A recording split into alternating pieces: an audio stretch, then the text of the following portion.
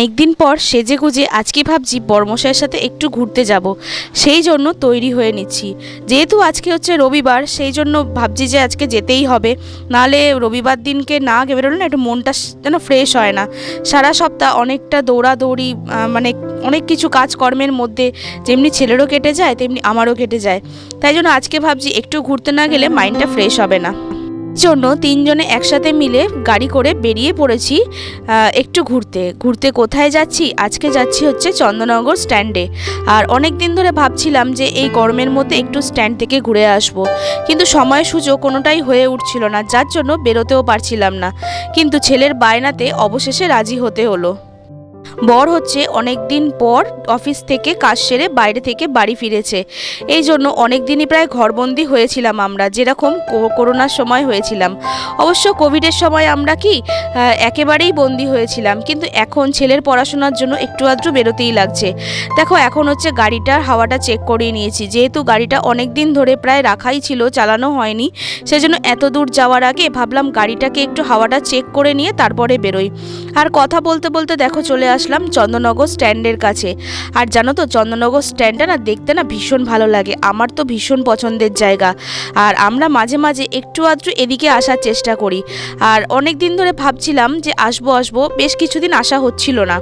আর তাই জন্য ছেলে আজকে বললো, মা অনেক দিন তো স্ট্যান্ডে যাইনি, চলো আজকে একটু স্ট্যান্ড থেকে ঘুরে আসি।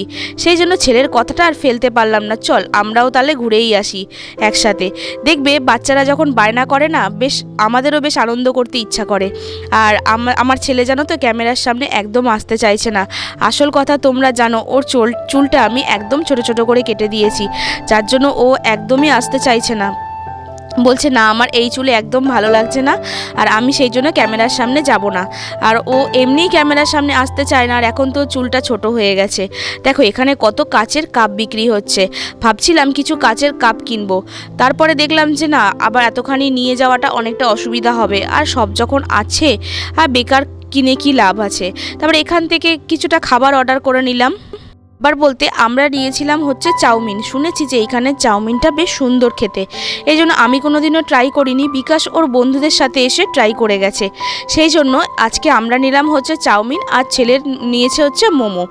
আর ছেলে তো যেখানেই যায় তোমরা তো জানোই সবাই, ও মোমো খেতেই বেশি পছন্দ করে, কিন্তু মোমোর তুলনায় না মোমোটা খেতেটা একদমই ভালো ছিল না, যেটা আমার ছেলের একদমই পছন্দ হয়নি।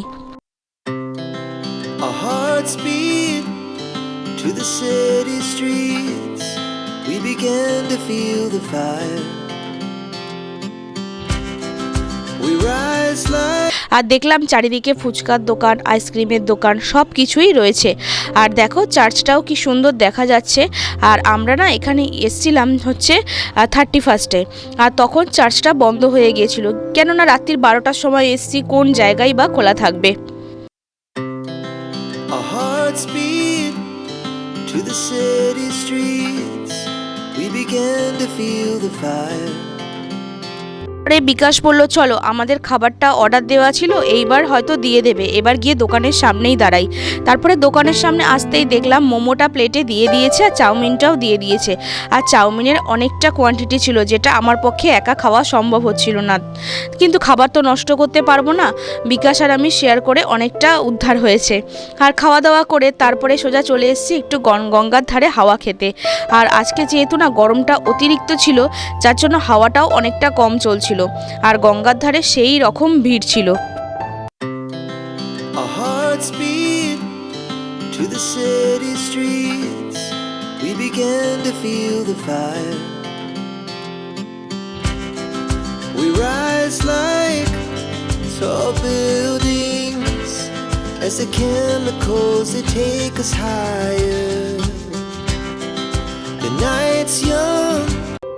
আমাদের ঘোরা বেড়ানো কমপ্লিট, এবার চলে যাব সোজা বাড়ির দিকে, মানে এখন আমরা চলে যাচ্ছি সোজা বাড়ির দিকে, কেননা অনেকটা রাত্রি হয়ে গেছে, প্রায় 10টা বাজে। সেই জন্য আর বাইরে থাকাটা হয়তো ঠিক হবে না, জানি হাজব্যান্ড আছে, ছেলে আছে, কিন্তু অনেকটা রাত্রি হয়ে গেছে, তো এবার ছেলেটারও দেখছি একটু ঘুম পেয়ে যাচ্ছে। তোমরা বলবে তোমার ছেলে তো এত বড়, এখনো পর্যন্ত এইগুলো মানো না গো, আমার ছেলে অনেকটা ভোরবেলা ঘুম থেকে ওঠে টিউশনের জন্য, সেই জন্য ওর 10:30 বাজলেই যেন ওর চোখ বন্ধ হয়ে যায়। এবার পড়ানোর থাকলে না আমি অনেকটা তাড়াতাড়ি করে পড়িয়ে আমি তাড়াতাড়ি শেষ করি, মানে 10টার মধ্যে আমি কমপ্লিট করে দিই যাতে ও তাড়াতাড়ি ঘুমিয়ে পড়তে পারে। আর এখন প্রায় বাড়ির কাছাকাছি চলেও এসেছি। চলো আজকের মতো ভিডিওটা এখানেই শেষ করলাম। ভিডিওটা ভালো লাগলে লাইক করো।